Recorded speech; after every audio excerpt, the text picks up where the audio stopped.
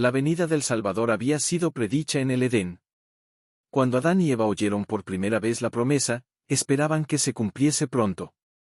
Dieron gozosamente la bienvenida a su primogénito, esperando que fuese el libertador. Pero el cumplimiento de la promesa tardó. Los que la recibieron primero, murieron sin verlo. Desde los días de Enoc, la promesa fue repetida por medio de los patriarcas y los profetas, manteniendo viva la esperanza de su aparición, y sin embargo no había venido. La profecía de Daniel revelaba el tiempo de su advenimiento, pero no todos interpretaban correctamente el mensaje. Transcurrió un siglo tras otro, y las voces de los profetas cesaron. La mano del opresor pesaba sobre Israel, y muchos estaban listos para exclamar: se han prolongado los días, y fracasa toda visión. Pero, como las estrellas en la vasta órbita de su derrotero señalado, los propósitos de Dios no conocen premura ni demora. Por los símbolos de las densas tinieblas y el horno humeante, Dios había anunciado a Abraham la servidumbre de Israel en Egipto, y había declarado que el tiempo de su estada allí abarcaría 400 años. Después de esto dijo Dios: saldrán con grande riqueza. Y contra esta palabra se empeñó en vano todo el poder del orgulloso imperio de los faraones. En el mismo día señalado por la promesa divina, salieron todos los ejércitos de Jehová de la tierra de Egipto. Así también fue determinada en el concilio celestial la hora en que Cristo había de venir, y cuando el gran reloj del tiempo marcó aquella hora, Jesús nació en Belén. Mas venido el cumplimiento del tiempo, Dios envió a su Hijo. La providencia había dirigido los movimientos de las naciones, así como el flujo y reflujo de impulsos e influencias de origen humano, a tal punto que el mundo estaba maduro para la llegada del Libertador.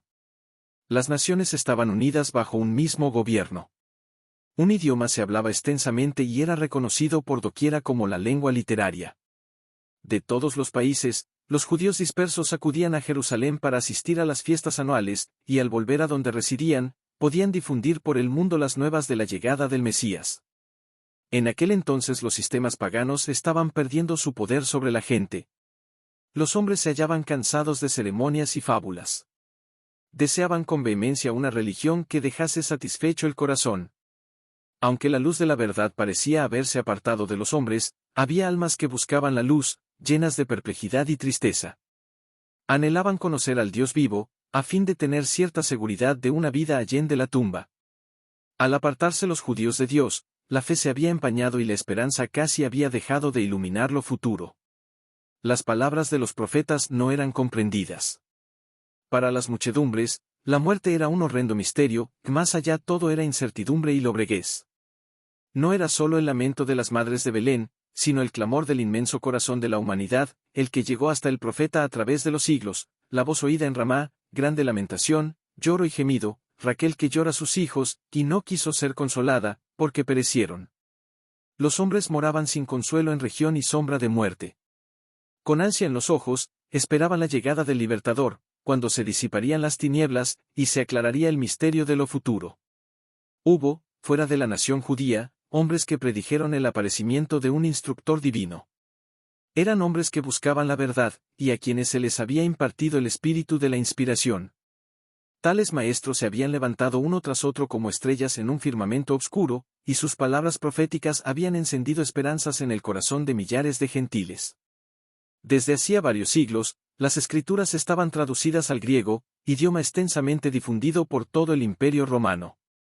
Los judíos se hallaban dispersos en todas partes, y su espera del Mesías era compartida hasta cierto punto por los gentiles. Entre aquellos a quienes los judíos llamaban gentiles, había hombres que entendían mejor que los maestros de Israel las profecías bíblicas concernientes a la venida del Mesías. Algunos le esperaban como libertador del pecado. Los filósofos se esforzaban por estudiar el misterio de la economía hebraica. Pero el fanatismo de los judíos estorbaba la difusión de la luz. Resueltos a mantenerse separados de las otras naciones, no estaban dispuestos a impartirles el conocimiento que aún poseían acerca de los servicios simbólicos. Debía venir el verdadero intérprete. Aquel que fuera prefigurado por todos los símbolos debía explicar su significado. Dios había hablado al mundo por medio de la naturaleza, las figuras, los símbolos, los patriarcas y los profetas. Las lecciones debían ser dadas a la humanidad en su propio lenguaje. El mensajero del pacto debía hablar. Su voz debía oírse en su propio templo. Cristo debía venir para pronunciar palabras que pudiesen comprenderse clara y distintamente. Él, el autor de la verdad, debía separar la verdad del tamo de las declaraciones humanas que habían anulado su efecto. Los principios del gobierno de Dios y el plan de redención debían ser definidos claramente. Las lecciones del Antiguo Testamento debían ser presentadas plenamente a los hombres. Quedaban, sin embargo, entre los judíos, almas firmes, descendientes de aquel santo linaje por cuyo medio se había conservado el conocimiento de Dios. Confiaban aún en la esperanza de la promesa hecha a los padres. Fortalecían su fe espaciándose en la seguridad dada por Moisés: el Señor vuestro Dios os levantará profeta de vuestros hermanos, como yo, que lo oiréis en todas las cosas que os hablare. Además, leían que el Señor iba a ungir a uno para predicar buenas nuevas a los abatidos, vendar a los quebrantados de corazón, publicar libertad a los cautivos y promulgar año de la buena voluntad de Jehová. Leían que pondría en la tierra juicio, y las islas esperarán su ley, como asimismo andarían las gentes a su luz, y los reyes al resplandor de su nacimiento. Las palabras que Jacob pronunciara en su lecho de muerte los llenaban de esperanza: no será quitado el cetro de Judá, y el legislador de entre sus pies, hasta que vengas Shailo. El desfalleciente poder de Israel atestiguaba que se acercaba la llegada del Mesías. La profecía de Daniel describía la gloria de su reinado sobre un imperio que sucedería a todos los reinos terrenales, y, decía el profeta, permanecerá para siempre. Aunque pocos comprendían la naturaleza de la misión de Cristo, era muy difundida la espera de un príncipe poderoso que establecería su reino en Israel, y se presentaría a las naciones como libertador. El cumplimiento del tiempo había llegado. La humanidad, cada vez más degradada por los siglos de transgresión, demandaba la venida del Redentor. Satanás había estado obrando para ahondar y hacer insalvable el abismo entre el cielo y la tierra. Por sus mentiras, había envalentonado a los hombres en el pecado. Se proponía agotar la tolerancia de Dios, y extinguir su amor por el hombre, a fin de que abandonase al mundo a la jurisdicción satánica. Satanás estaba tratando de privar a los hombres del conocimiento de Dios, de desviar su atención del templo de Dios, y establecer su propio reino. Su contienda por la supremacía había parecido tener casi completo éxito. Es cierto que en toda generación Dios había tenido sus agentes. Aún entre los paganos, había hombres por medio de quienes Cristo estaba obrando para elevar el pueblo de su pecado y degradación. Pero eran despreciados y odiados. A muchos se les había dado muerte. La obscura sombra que Satanás había echado sobre el mundo se volvía cada vez más densa. Mediante el paganismo, Satanás había apartado de Dios a los hombres durante muchos siglos, pero al pervertir la fe de Israel había obtenido su mayor triunfo. Al contemplar y adorar sus propias concepciones, los paganos habían perdido el conocimiento de Dios, y se habían ido corrompiendo cada vez más. Así había sucedido también con Israel. El principio de que el hombre puede salvarse por sus obras, que es fundamento de toda religión pagana, era ya principio de la religión judaica. Satanás lo había implantado, y doquiera se lo adopte, los hombres no tienen defensa contra el pecado. El mensaje de la salvación es comunicado a los hombres por medio de agentes humanos. Pero los judíos habían tratado de monopolizar la verdad que es vida eterna. Habían atesorado el maná viviente, que se había trocado en corrupción. La religión que habían tratado de guardar para sí llegó a ser un escándalo. Privaban a Dios de su gloria, y defraudaban al mundo por una falsificación del Evangelio. Se habían negado a entregarse a Dios para la salvación del mundo, y llegaron a ser agentes de Satanás para su destrucción. El pueblo a quien Dios había llamado para ser columna y base de la verdad, había llegado a ser representante de Satanás. Hacía la obra que éste deseaba que hiciese, y seguía una conducta que representaba falsamente el carácter de Dios y le hacía considerar por el mundo como un tirano. Los mismos sacerdotes que servían en el templo habían perdido de vista el significado del servicio que cumplían. Habían dejado de mirar más allá del símbolo, a lo que significaba. Al presentar las ofrendas de los sacrificios, eran como actores de una pieza de teatro. Los ritos que Dios mismo había ordenado eran trocados en medios de cegar la mente y endurecer el corazón. Dios no podía hacer ya más nada para el hombre por medio de ellos. Todo el sistema debía ser desechado. El engaño del pecado había llegado a su culminación. Habían sido puestos en operación todos los medios de depravar las almas de los hombres. El Hijo de Dios, mirando al mundo, contemplaba sufrimiento y miseria. veía con compasión cómo los hombres habían llegado a ser víctimas de la crueldad satánica. Miraba con piedad a aquellos a quienes se estaba corrompiendo, matando y perdiendo.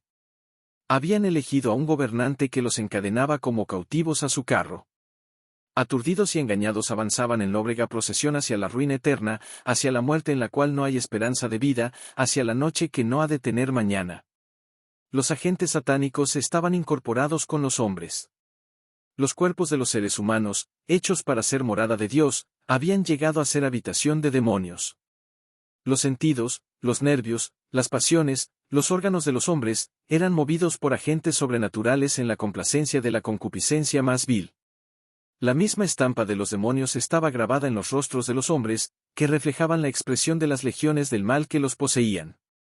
Fue lo que contempló el Redentor del mundo. ¡Qué espectáculo para la pureza infinita! El pecado había llegado a ser una ciencia, y el vicio era consagrado como parte de la religión. La rebelión había hundido sus raíces en el corazón, y la hostilidad del hombre era muy violenta contra el cielo. Se había demostrado ante el universo que, separada de Dios, la humanidad no puede ser elevada. Un nuevo elemento de vida y poder tiene que ser impartido por aquel que hizo el mundo. Con intenso interés, los mundos que no habían caído habían mirado para ver a Jehová levantarse y barrer a los habitantes de la tierra. Y si Dios hubiese hecho esto, Satanás estaba listo para llevar a cabo su plan de asegurarse la obediencia de los seres celestiales. Él había declarado que los principios del gobierno divino hacen imposible el perdón.